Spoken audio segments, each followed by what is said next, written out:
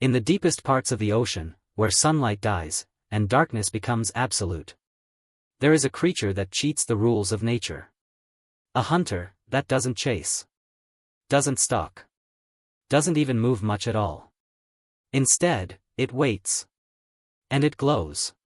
But this isn't just a trick of light. It's something far more disturbing. Because the real reason this creature uses light is not what you think. Meet the anglerfish. At first glance, it looks almost unreal. A swollen body. A massive mouth filled with needle-like teeth. Eyes that seem too small for its own head. And then, that light. A glowing bulb, dangling from a thin rod, right in front of its face. Like a living fishing lure. And that's exactly what it is. But this is where things get strange. Because in the deep ocean, light should not exist at all. To understand why this happens, you have to go deeper.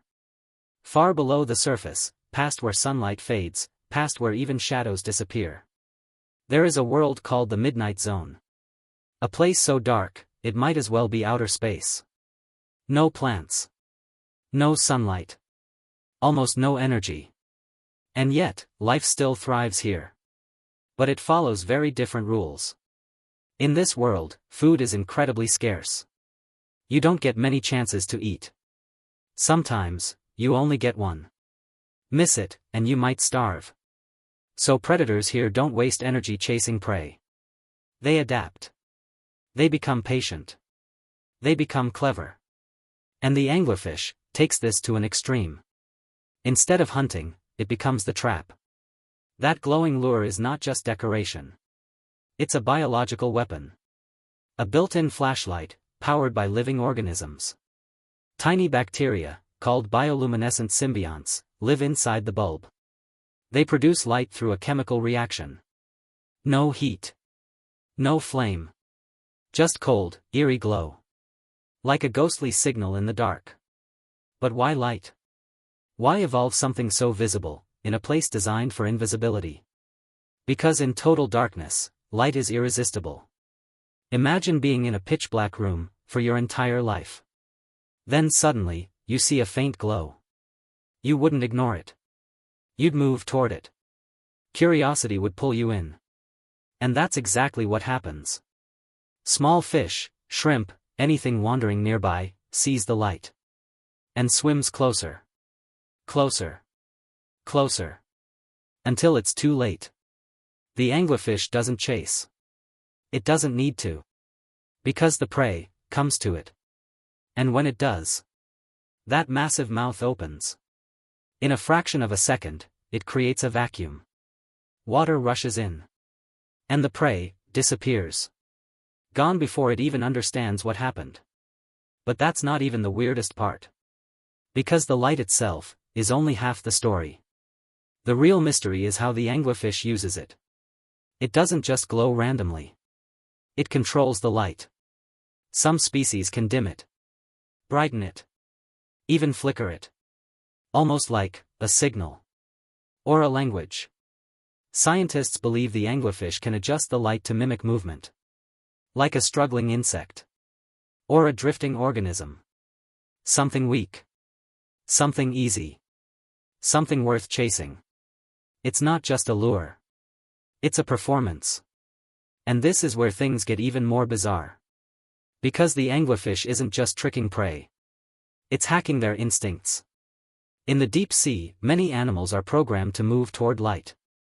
It usually means food. Or safety. Or other living creatures. So when the anglerfish shines, it's exploiting a biological shortcut. Like a hacker breaking into a system using its own rules. But there's a problem. Light also makes the anglerfish visible. And in the ocean, being seen can get you killed. So why take that risk? Why advertise your position, in a place full of predators? The answer is brutal. Because in the deep sea, the anglerfish is already one of the most terrifying things around. Its body is built for ambush. Its skin absorbs light. Its silhouette is nearly invisible. Only the lure glows. Everything else disappears into darkness. So what prey sees is not a predator. Just a harmless floating light. A mistake, that costs them their life. And then there's the teeth. Long, transparent. Curved inward. Like prison bars. Once something goes in, it doesn't come out. This would be like walking through a door that locks behind you forever. But the real reason is far more surprising. Because the anglerfish doesn't just eat often. It eats rarely. In this environment, meals are unpredictable. So when food finally arrives, the anglerfish goes all in. Its stomach can expand massively. It can swallow prey almost as large as itself. Sometimes even larger. Like a person swallowing something the size of a suitcase. It's extreme. But necessary. Because the next meal might not come for weeks. Or months. But this raises an even bigger question.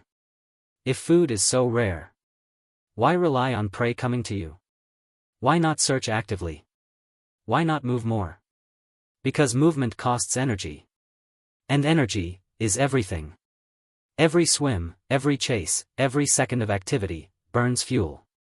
And in the deep sea, fuel is limited. So the anglerfish chooses efficiency. It becomes still. Silent. Patient. Like a living trap set in darkness. But here's where things take a darker turn. Because the anglerfish's strategy is not just about hunting. It's about survival in a world that barely supports life at all. And its most disturbing adaptation has nothing to do with its light. But the real story of the anglerfish doesn't end with its light. In fact, that glowing lure is only the beginning. Because in the deep sea, survival demands something even more extreme. Something almost unthinkable. To understand why, you have to consider one brutal reality. In the darkness of the deep ocean, finding food is rare. But finding a mate? That's even rarer. Imagine drifting alone, in a space larger than entire continents. No landmarks. No light. No sound to guide you. Just endless black water. Now imagine trying to find one specific individual, in that emptiness. It would be like searching for a single grain of sand in the middle of a desert, at night. This is the problem the anglerfish faces. And this is where things get truly bizarre. Because instead of solving this problem the normal way, the anglerfish rewrites the rules of biology. The male anglerfish is tiny. Not just smaller. Hundreds of times smaller than the female. It doesn't have a glowing lure. It doesn't hunt like she does. It barely even looks like the same species. Its entire purpose is to find her. And once it does, something irreversible happens. The male bites the female. And then, he never lets go. At first, it sounds like a simple attachment. But this is where things get strange. Because over time, his body begins to change. His skin fuses with hers. His tissues merge into her bloodstream. His organs begin to disappear. Until eventually, he stops being an independent animal at all. He becomes part of her. A permanent parasite. A living extension. His eyes? Gone. His fins? Gone. Even his brain begins to shrink. All that remains are his reproductive organs. This would be like a person permanently attaching themselves to another human, and slowly dissolving, until only a single function remains. It's extreme. It's disturbing. And yet, it works. Because in a world where encounters are rare, this guarantees success. Once a male finds a female, he never has to find another. And she never has to search again. Whenever she's ready to reproduce, the solution is already attached. But the real reason is far more surprising. Because this system is directly connected to how the anglerfish hunts. Everything about this creature is built around scarcity. Food is rare. Encounters are rare. Energy is precious. So evolution pushes it toward efficiency at any cost. The glowing lure? That's energy-efficient hunting. No chasing. No wasted motion. Just attraction. The parasitic male? That's energy-efficient reproduction. No searching. No risk of failure. Just permanent access. Every part of the anglerfish's life is optimized for a world where mistakes mean death. But this is where things get even more fascinating. Because the light itself may do more than just attract prey. Some scientists believe it may also help anglerfish find each other. A signal in the dark. A beacon. Not bright enough to expose them, but just enough for something else to notice. And if that's true, then the anglerfish's light isn't just a weapon. It's communication. It's survival. It's connection, in one of the most isolated environments on Earth. But that raises another question.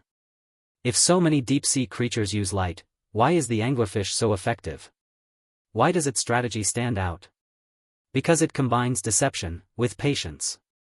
Other creatures flash, blink, signal. But the anglerfish lies. Its light doesn't just say, "I'm here." It says, "I'm harmless. I'm food. Come closer." And in the deep sea, that lie is powerful. Because there's no way to verify it. No sunlight. No clear vision. No second chances. So prey makes a decision, based on a single glowing point. And that decision is often fatal. But here's the most shocking part. Even with all these adaptations, the anglerfish is still vulnerable. Because in the deep ocean, there is always something bigger. Something stranger. Something even more terrifying. Giant squid. Deep-sea sharks. Unknown predators we've barely studied. Creatures that can detect movement, pressure, even faint electrical signals. So the anglerfish walks a razor's edge. Its light gives it power. But also risk. Too bright, and it becomes a target. Too dim, and it starves. It's a delicate balance. A negotiation with darkness itself. And this is what makes the anglerfish so extraordinary. It doesn't just survive in the deep sea. It embraces it. It uses darkness as a tool. It turns invisibility into strategy. It transforms isolation into advantage. In a place where life should struggle, it thrives. But maybe the most important lesson is what the anglerfish reveals about evolution. Nature doesn't care about beauty, or comfort, or what seems normal. It only cares about one thing. What works. And in the endless black depths of the ocean, what works can look terrifying. A glowing trap. A mouth of needles. A body that absorbs light. A partner that becomes part of you. It sounds like something from a nightmare. But it's real. And it's happening, right now, miles beneath the surface. So the next time you think of light, as something safe, something comforting, something that guides you, remember this. In the deep ocean, light doesn't always mean hope. Sometimes, it means you've already made a mistake.